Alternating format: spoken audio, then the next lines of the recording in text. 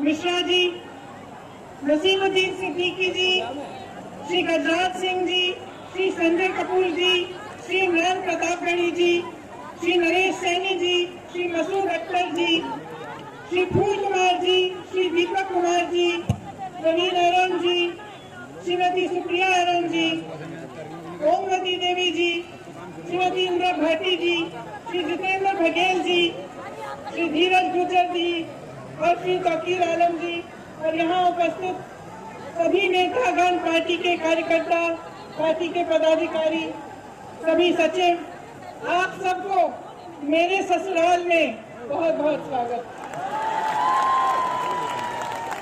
और ससुराल वालों, आपसे माफी चाहती हूँ, बहुत दिनों बाद आई हूँ, माफ हो कि नहीं?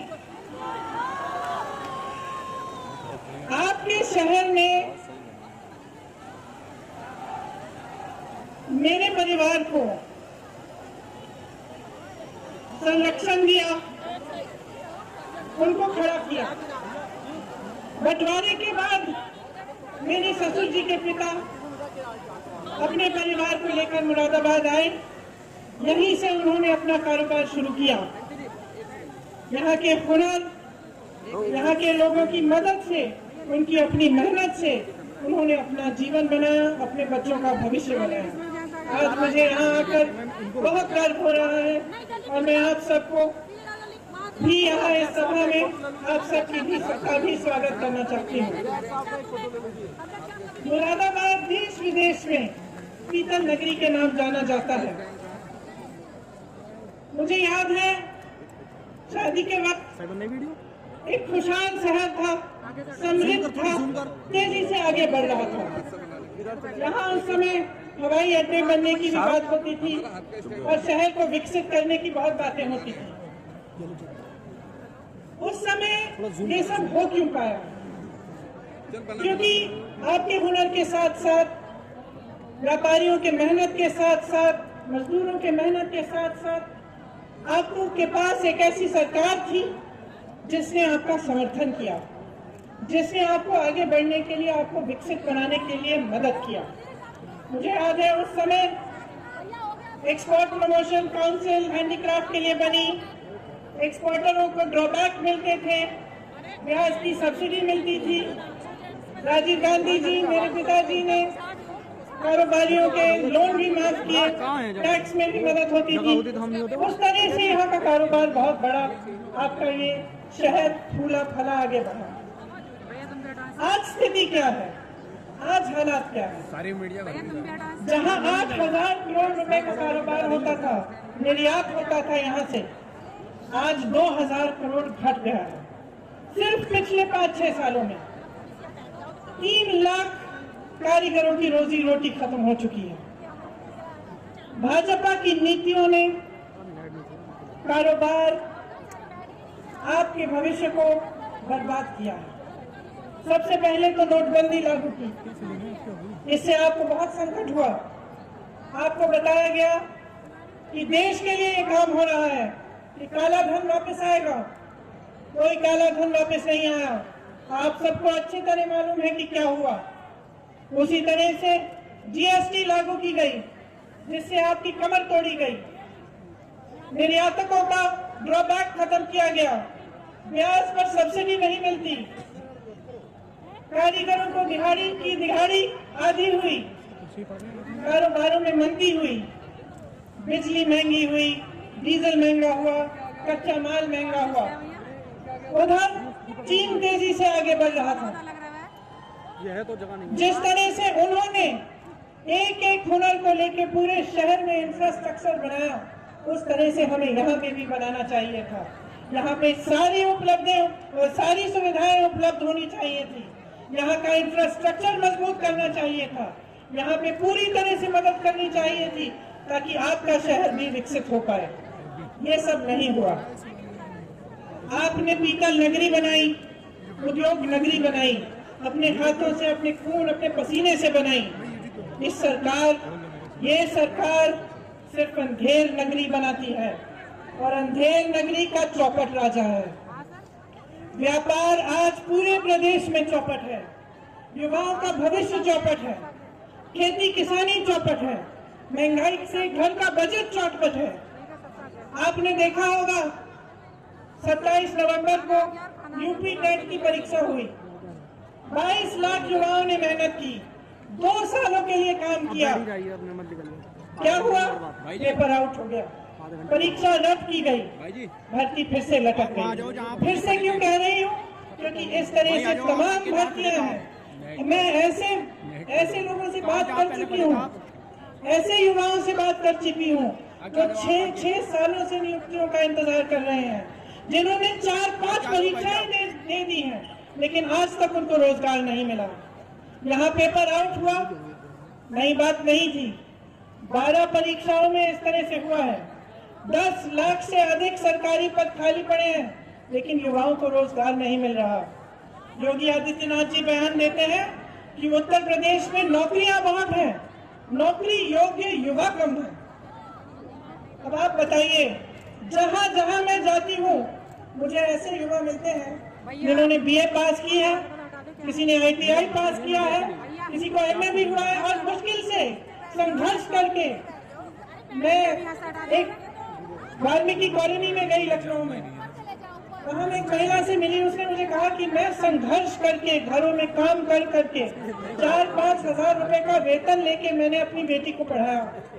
मेरी बेटी BA कर चुकी है, ITI पास है, आज तक दर भटक रही है, उसको नौकरी नहीं मिली। अगले घर में गई, वही समस्या, अगले घर में गई, वही समस्या। मैं कम से कम 10 परिवारों से मिली उसी एक कॉलोनी में, सबने मेहनत से अपने बच्चों को पढ़ाया। नौजवान मेरे सामने आए, उन्होंने सबने कहा कि हम दीदी हमने पढ़ाई की है, कहीं पे रोजगार नहीं मिलता। और योगी जी इस तरह के बयान देते हैं। ये सब क्यों हो रहा है? मैं आपको एक छोटी सी बात बताती हूँ। बघेल जी यहाँ उपस्थित हैं। 2 दिन पहले बघेल जी बता रहे थे कि उत्तर प्रदेश के कुछ व्यापारियों से, उद्योगपतियों से उनकी चर्चा चल रही थी। तो उन उद्योगपतियों ने बताया कि एक पोर्टल की जरूरत थी, जिसके लिए वह मुख्यमंत्री जी से मिलना चाह रहे थे, लेकिन पिछले 4 सालों से उनको मिलने का मौका नहीं मिला। तो बघेल जी से मैं बात कर रही थी कि ऐसा कैसे हो सकता है कि 4 सालों से कोई अपनी समस्या को लेकर भटक रहा है। उद्योगपति है, व्यापारी है, प्रदेश को आगे बढ़ाने वाले लोग हैं, कैसे हो सकता है कि मुख्यमंत्री जी इनके लिए समय नहीं बता रहे हैं? तो बघेल जी ने मुझे एक बात कही जो मेरे मन में रही।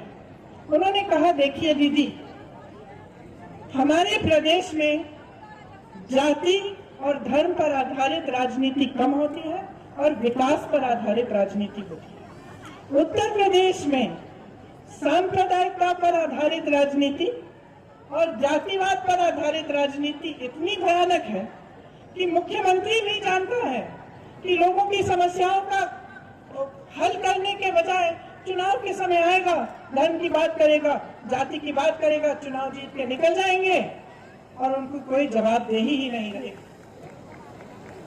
तो ये बात मेरे मन में बहुत गहराई से मैंने इस बारे में सोचा। ये बात सही है। जब तक पब्लिक जवाबदेही नहीं मांगेगी अपनी नेताओं से, तब तक ये सिलसिला चलता रहेगा। जब तक वोट विकास के आधार पर नहीं डलेगा, जब तक आप ये सवाल नहीं करेंगे कि मेरे गांव में, मेरे लिए, मेरे शहर में आपने 5 सालों में क्या किया, जब तक ये सवाल सबसे महत्वपूर्ण नहीं होगा, तब तक इसी तरह की राजनीति में आप फंसे रहेंगे, माफियाओं के दलदल में फंसे रहेंगे। मुझे आश्चर्य हुआ, मैं जब यूपी आई, जमीन की माफिया, नदी की माफिया, बालू की माफिया, पढ़ाई की माफिया, इम्तिहानों की माफिया, जहां देखो माफिया ही माफिया। मुझे तो आश्चर्य है कि सांस पे कोई माफिया नहीं है कि आप सांस ले रहे हैं और आपसे हफ्ता लिया जाए। ये हालात है आपके प्रदेश के। ये हालात आप बदलोगे कैसे? मुझे बहुत बड़ी शिकायत है आपसे। जब तक आप इस तरह की राजनीति के घेरे में फंसे रहेंगे, तब तक कोई बदलाव नहीं आने वाला है। नेता के बाद नेता यहाँ मंच पर खड़े होकर फिजूल की बातें करेगा, आपको तरह तरह के वचन देगा, लेकिन उसको दिल में मालूम होगा कि उसकी कोई जवाबदेही नहीं है। इसीलिए सबसे बड़ी जिम्मेदारी आपकी है। आप नेताओं को जिम्मेदार बनाओ, सिखाओ उनको कि ऐसा नहीं चलेगा।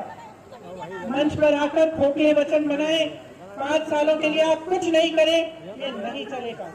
इसीलिए कांग्रेस पार्टी इस चुनाव को सिर्फ और सिर्फ विकास के आधार पर लड़ना चाहती है। हमने प्रतिज्ञाएं ली है। क्या प्रतिज्ञा ली है? कि हम 20 लाख रोजगार दिलवाएंगे, हर जिले में हम उद्योगों के हब लगवाएंगे। ये प्रतिज्ञा इसलिए है क्योंकि खोखला वचन नहीं है। आपको मुख्यमंत्री जी ने कहा कि किस तरह से उन्होंने वचन दिया और 2 घंटे के अंदर अंदर कर्ज माफ किए।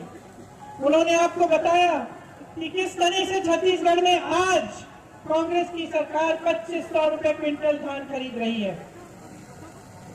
तो ये कोई कल्पना नहीं है, ये सच्चाई है। अगर हम कह रहे हैं, हम करके भी दिखाएंगे।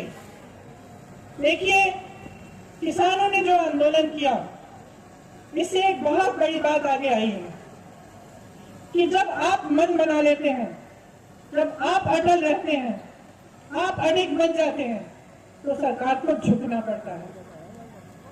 सरकारों ने, किसानों ने त्याग दिया। 700 से अधिक किसान शहीद हुए। उन 700 शहीदों के लिए प्रधानमंत्री जी 2 मिनट के लिए भी संसद में मौन नहीं रहे। 2 मिनट का मौन नहीं किया। संसद में चर्चा भी नहीं की उन कानूनों पर जिन कानूनों को रद्द करने जा रहे थे। लखीमपुर के केरी में नरसिंहार हुआ। किसानों को अपनी जीप के पहियों के तले मंत्री के बेटे ने कुचल कर मार डाला। प्रधानमंत्री जी ने एक लफ्ज नहीं कहा, योगी आदित्यनाथ जी ने एक लफ्ज नहीं कहा, बल्कि कुछ दिनों पहले लखनऊ में उनके साथ मंच पर वही मंत्री खड़े थे, आज भी मंत्री हैं, उनको बर्खास्त क्यों नहीं किया? अगर उन्होंने उन परिवारों से बात करने की कष्ट की होती जिनके बच्चे शहीद हुए, उन विधवाओं से जिनके पति शहीद हुए, तो उनको पता चलता कि वो परिवार क्या महसूस कर रहे हैं, किस संकट से गुजर रहे हैं।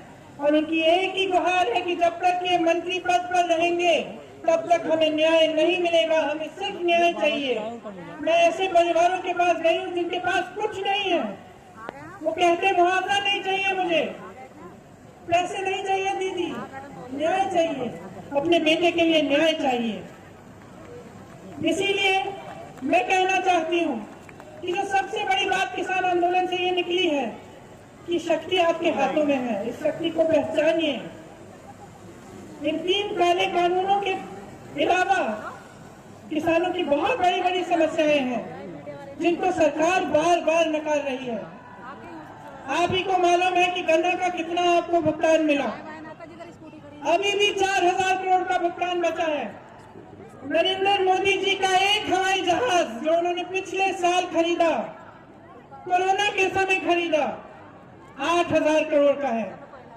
एक हवाई जहाज जिसमें सिर्फ नरेंद्र मोदी जी बैठ के घूमते हैं, 8000 करोड़ का है। आपका पूरा गन्ना का भुगतान 4000 करोड़ का है। संसद के सुंदरीकरण में जो अच्छा खासा संसद है, 70 सालों से चला आ रहा है, एक ऐतिहासिक इमारत है, उसके सुंदरीकरण करने के लिए ये लोग 20,000 करोड़ खर्च सकते हैं। आपके लिए कुछ नहीं दे सकते।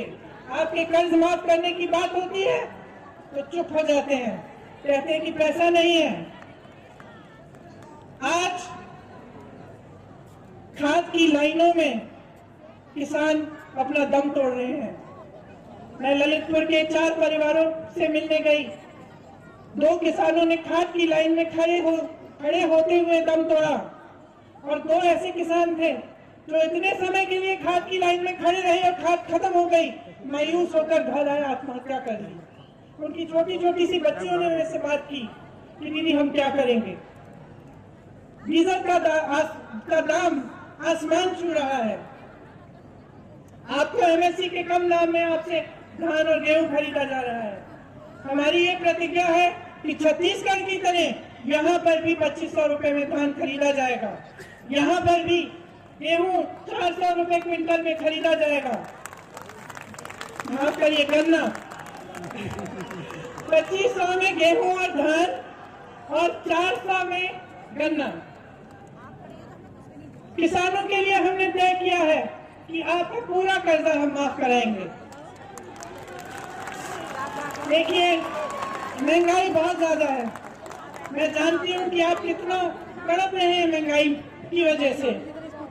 ये मेरी महिलाएं बैठी हैं, ये लोग सोचते हैं कि आपको एक गैस सिलेंडर पकड़ाकर आपके प्रति पूरी जिम्मेदारी खत्म हो गई। इनको दिखाइए कि जब तक आपको पैरों पे खड़ा करेंगे नहीं, जब तक आपको सशक्त नहीं बनाएंगे, आपको मजबूत नहीं बनाएंगे, तब तक आपका वोट उनको नहीं मिलेगा।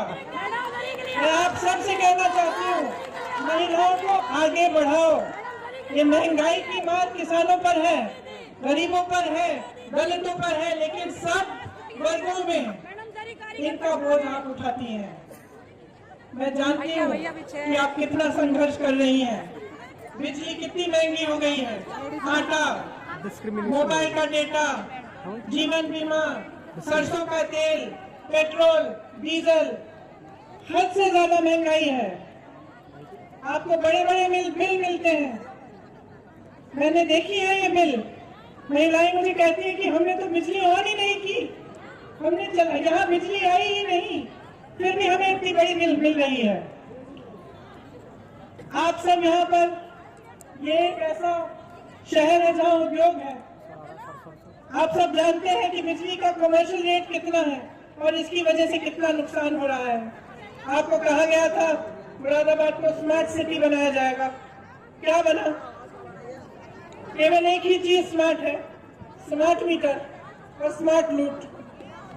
और मैं बहनों को कहना चाहती हूँ कि आपको सशक्त करना चाहते हैं हम।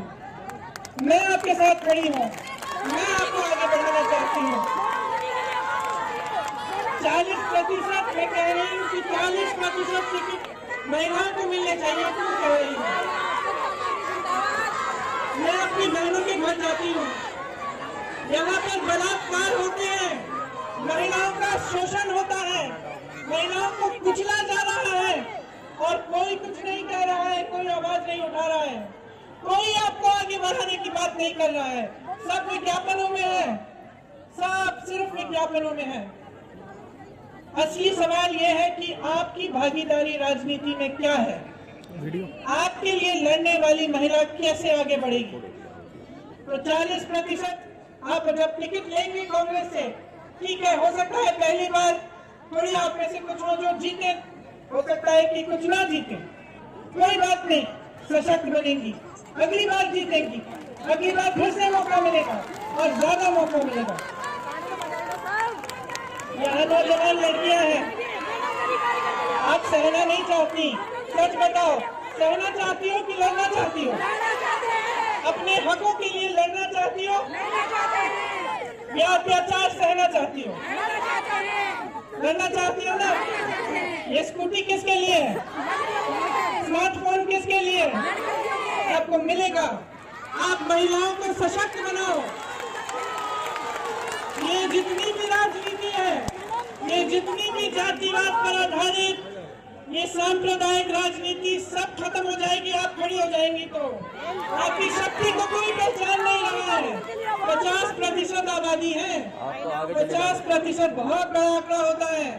सशक्त बनो, अपने हक के लिए खुद लड़ो, कोई नहीं आएगा तुम्हारे लिए लड़ने के लिए, तुम खुद लड़ोगी और मैं तुम्हारे साथ खड़ी हूँ।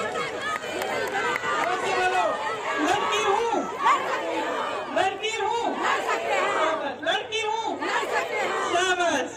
देखिए, किसानों के लिए हमने तय किया है कि हम कर्जा माफ करेंगे और सबके लिए तय किया है कि बिजली बिल हाफ होगी। कोरोना काल का बकाया खासतौर से जो छोटे दुकानदार, छोटे व्यापारियों ने दिया, वो साफ किया जाएगा। कोरोना में आपने बहुत संकट झेला, सरकार आपके प्रति आक्रामक बन गई, आपने ऑक्सीजन मांगा तो सरकार आपके पीछे पड़ गई, आपकी मदद नहीं हुई। आपको ये दौर अच्छी तरह से याद होगा। उद्योग, एक्सपोर्ट, ठेले कुमचे वाले, सबका व्यापार कम हुआ, काफी लोगों का व्यापार बंद भी हुआ। उन्हें हम फिर से मदद करना चाहते हैं। कि दोबारा अपने पैरों पे खड़े हों। इसीलिए सबसे गरीब परिवार जिन्होंने सबसे ज्यादा संकट, जिनको सबसे ज्यादा संकट पहुंचा कोरोना से, उनको हम 25,000 रुपए देना चाहते हैं। देखिए, अगर हमारी सरकार आएगी, तो चाहे कोई भी बीमारी हो, 10 लाख रुपए का इलाज सरकार मुफ्त में कराएगी।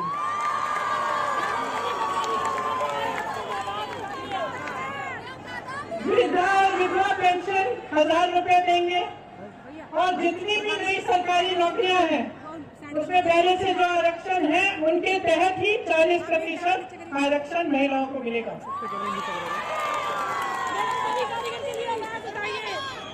सुनिए, लोकतंत्र में जनता जिंदाबाद है। मैंने आपसे पहले भी कहा, मेरी आप सबसे शिकायत है, अपने नेताओं से आप हिसाब नहीं मांगते। चुनाव आता है तो सफाई कर्मचारियों के साथ नरेंद्र मोदी जी अपनी फोटो खिंचवा लेते हैं। आगरा में अरुण वाल्मीकि के पूरे परिवार को 3-4 दिनों के लिए जेल में रख के, पुलिस स्टेशन में रख के बुरी तरह पीटा जाता है तो कुछ नहीं करते, आप हिसाब नहीं मांगते। हाथरस में एक दलित लड़की के साथ बलात्कार किया जाता है, पुलिस प्रशासन द्वारा उसकी चिता जलाई जाती है, उसके माँ बाप को आने भी नहीं दिया जाता। प्रधानमंत्री जी चुप रहते हैं, मुख्यमंत्री जी चुप रहते हैं, आप हिसाब क्यों नहीं मानते?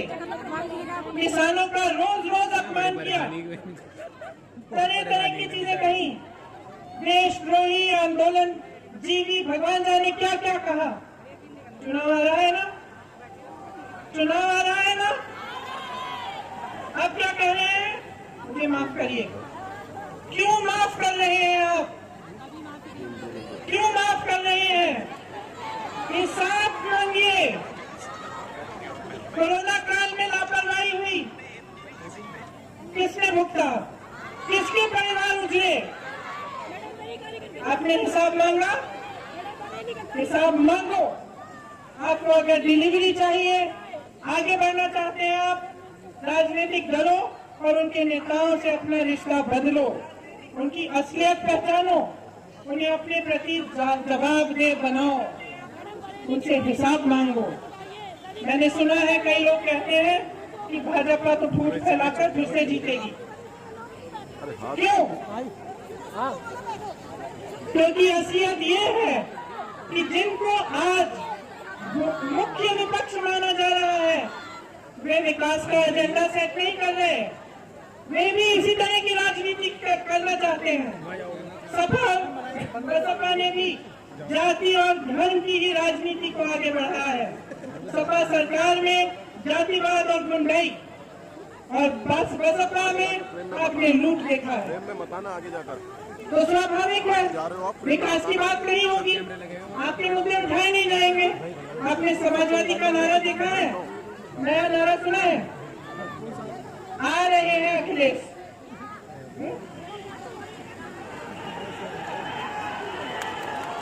मैं पूछना चाहती हूँ, सीएए और एनआरसी के कानून बने, मैंने अपनी आंखों से देखा। मैं बिजनौर गई, बिजनौर में एक 19 साल का लड़का अनस दूध बेचता था, उसकी निर्मम हत्या की गई। दूसरे घर में गई, एक लड़का सुलेमान मस्जिद के बाहर खड़ा था, पुलिस ने गोली मारी, उसकी हत्या कर दी, कोई कार्रवाई नहीं हुई। मैं पूछना चाहती हूँ, क्या अखिलेश जी आए? उम्भा में नरसिंहार हुआ, 13 आदिवासियों की मौत हुई, उनको पीटा गया लाठियों से, उनको गोली मारी गई। क्या अखिलेश जी आए? उन्नाव और हाथरस में क्या हुआ? मेरी बहनें बैठी हुई हैं। उन्नाव और हाथरस में महिलाओं पर अत्याचार हुआ, उनको जलाया गया। क्या अखिलेश जी आए? किसानों के आंदोलन में लखीमपुर खीरी में नरसिंहार हुआ, जैसे मैंने कहा, आप सबने देखा वो वीडियो, जीप के नीचे किसानों को कुछ लाकर क्या अखिलेश जी आए? तो आप चुनाव के समय क्यों आ रहे हैं?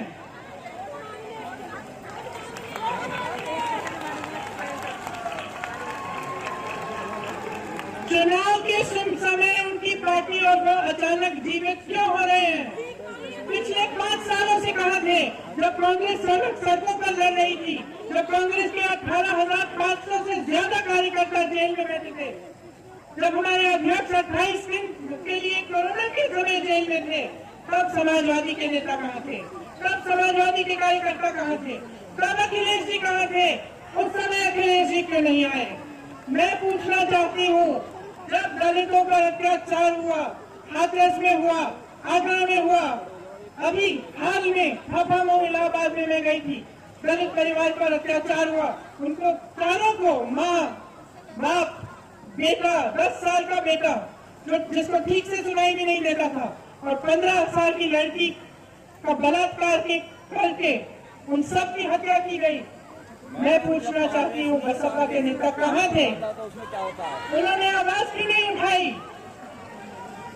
जब वे बयान देते हैं तो ऐसा क्यों लगता है कि भाजपा जैसा ही बयान दे रहे हैं? क्योंकि सब अंत में ये सोचते हैं कि आपकी समस्याएं, आपके दुख, आपका दर्द, आपकी पीड़ा, आपका संघर्ष से उनकी राजनीति से कोई मतलब नहीं है। सब सोचते हैं कि वे सांप्रदायिकता के आधार पर, जाति के आधार पर आपसे वोट मांगने आएंगे, आप देखेंगे कि आपके प्रतिनिधि हैं, आप सोचेंगे आपकी जाति के, आपके धर्म के, आपसे वोट मिल जाएगा और उनको कोई काम करने की जरूरत नहीं है। ये सोच आपको जबरदस्ती बदलवानी है। आपका संघर्ष है जिसने इस देश को बनाया है। किसानों की शहादत ने इस देश को बनाया है। हमें आजादी किसानों ने दिलवाई, आपके पूर्वजों ने दिलवाई। जितने भी बड़े नेता आजादी के समय आंदोलन में थे, सब आप ही में से आए। ये लोकतंत्र है, इसमें आपसे मजबूत कोई नहीं है। और मैं आपसे बताना चाहती हूँ कि कोई ऐसा जंग नहीं है जो बगैर लड़े जीता जाता है। तो ये सब जो कह रहे हैं कि जीतने वाले हैं, जब लड़ ही नहीं रहे हैं तो जीतेंगे कैसे? ये सब सिर्फ सोच रहे हैं कि अपना टाइम आएगा, हम राज करेंगे, हम लूटेंगे, 5 साल बाद आकर हम फिजूल के मुद्दे उठाएंगे और हम फिर से राज करेंगे। इस सोच को बदलिए। टाइम आपका है, समझदार आप हो, विवेक आप में है। इस देश को बदलना है, अपने प्रदेश को इस खाई में से निकालना है, तो आपको मजबूत बनना पड़ेगा और आपको बहुत समझदारी से अपना वोट देना पड़ेगा। तो आज मैं यहाँ इसलिए आई हूँ, मैं आपसे कहना चाहती हूँ, मैं आपको मौका देना चाहती हूँ राजनीति को बदलने का। मैं अपनी बहनों को मौका देना चाहती हूँ और आप सबको कि राजनीति को विकास पर आधारित बनाओ, अपने नेताओं को जिम्मेदार बनाओ। ये देश आपका है, किसी की जागीर नहीं है। कोई कितना भी बड़ा नेता हो, उसकी जागीर नहीं है। ये देश आपका है। अपने घर को संभालो, अपने परिवार को संभालो, अपने देश को संभालो, उसको सुरक्षित रखो, उसको मजबूत करने के लिए सही निर्णय लो।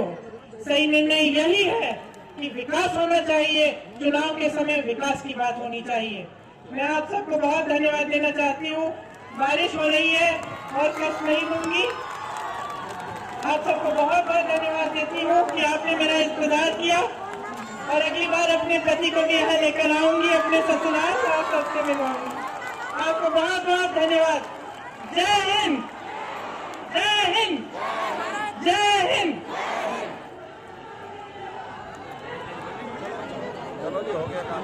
बहुत बहुत धन्यवाद आदरणीय प्रियंका जी।